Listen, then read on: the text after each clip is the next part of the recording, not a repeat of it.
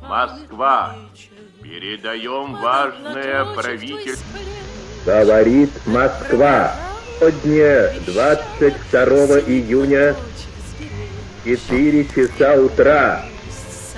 Без объявления войны германские войска напали на нашу страну.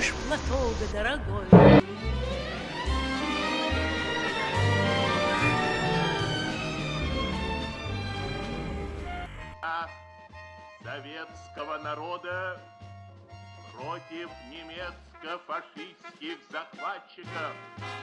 Наше дело правое, враг будет разбит, как будто ветры победа будет за нами.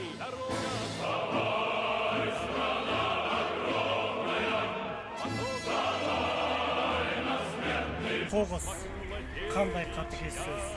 Бар болғаны 5 әріптен тұрады.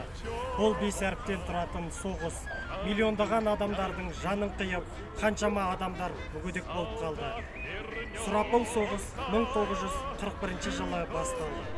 1941 жылы соғысқа аттанған қазақ әскері 1.200.000 мыңға жуық қазақ ұлы. Осы кезде қаншама ұл қыздар қолдарына қару алып соғысқа алаңына аттанды. Оның 600 мыңы соғыстан қайтып оралмады.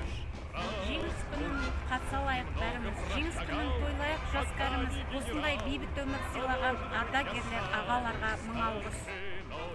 Прости, что не сумел сказать, что буду смел, и то, что будешь ты моей женой, не плачь, девчонка. Қош жұлдызы қыздары, қыз болса да намыс бермей қорғады.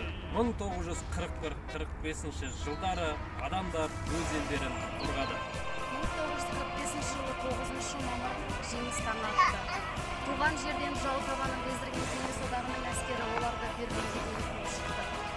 Германияның астанасы Рейхстагқа ту тіккен Ахметжан Қошқарбаев миллиондаған ананың көз жасын тыйып, үреймен өмір сүрген елге бейбітшіліктің таң атқанын Завершением Великой Отечественной войны.